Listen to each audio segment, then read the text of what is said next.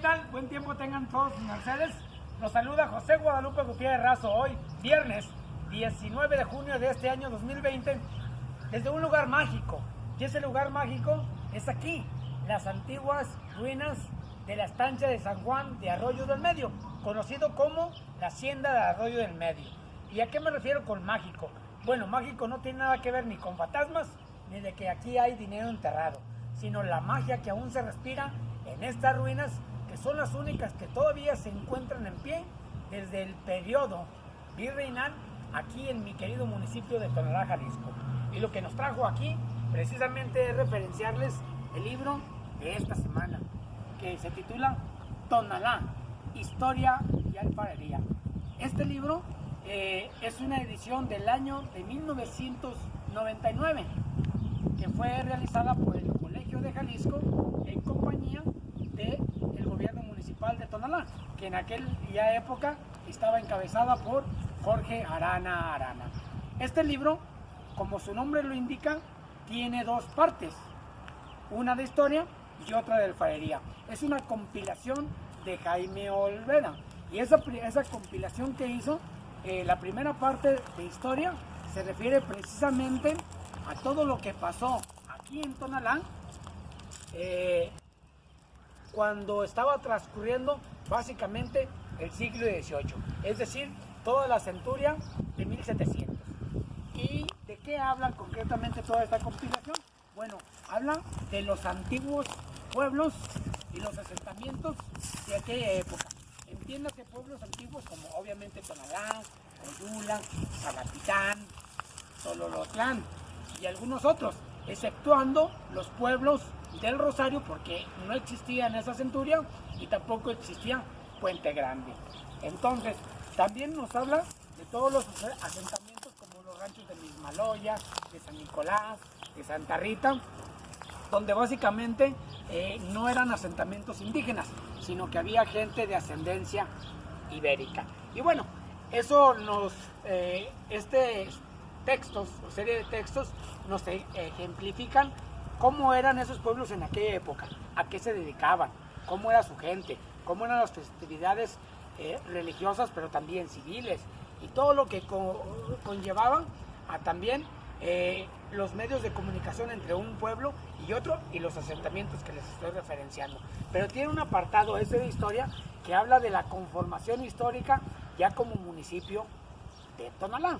Entiéndase, por el año de 1873, esta parte de la historia que habla básicamente de la época virreinal es un infaltable dentro de la trama o de este rompecabezas histórico de Tonalá, porque bien se entiende lo que es la historia indígena y en otra parte la historia pues más moderna, pero la historia virreinal aquí está. Y para finalizar esa historia virreinal también habla de los conflictos de los terrenos realengos por parte de los indígenas, y también de cómo el propietario, uno de los propietarios últimos, Manuel García de Quevedo y Subieta, tuvo conflictos precisamente con los terrenos, con los indígenas de Tololotlán y de Tateposco, que, dicho sea de paso, déjenme decirles que aquí fue donde surgieron varias cosas muy importantes, entre ellas la tradición de la danza de los viejitos.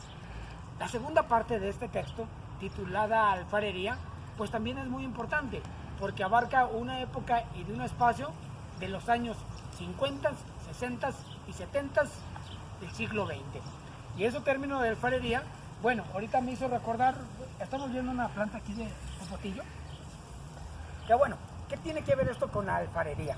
Pues tiene que ver mucho. Primero déjenme decirles que en términos de la comercialización de la alfarería, pues esto se utilizaba para ponerlo en las barcinas, que las barcinas eran como cajitas donde se ponía esto doblado para que amortiguara la alfarería y no tuviera fracturas o se quebrara.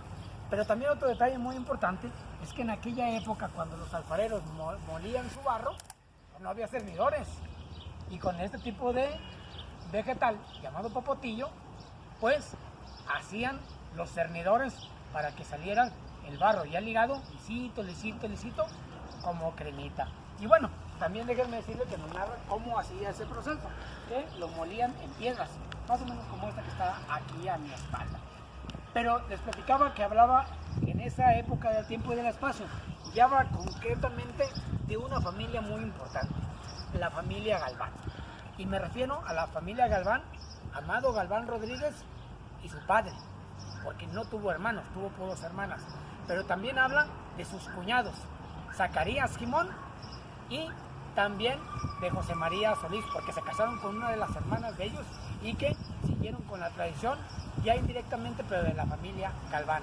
También habla obviamente de don Simeón Galván Frías y también habla de Salvador Vázquez Carmona, que Salvador Vázquez Carmona también tuvo hasta cierto punto un legado muy importante de la familia Galván, porque él se crió con la familia Solís Galván. Obviamente también habla de un personaje muy importante en esa época y en ese espacio, que fue Juan Jorge Wilmon Mazón, que él cayó precisamente a la casa de Simeón Galván Frías, procedente de una negativa de Amado Galván Rodríguez. Y bueno, déjenme decirles que este libro muy importante ya dentro de la bibliografía de Tonalá, Historia y Alfarería, encierra unos documentos y unas historias muy importantes. Entonces, sin más, vayan con Dios y nos despedimos de aquí, desde este lugar mágico que ya les decía, donde también por último les puedo comentar que el último propietario fue el dedo chiquito del señor cura Jaime de Nezagaste y Llamas, que fue el que le ayudó a hacer muchas obras materiales que aún están en pie en mi querido municipio de Tonalá, Jalisco. Hasta pronto, seguimos Pata de Perro.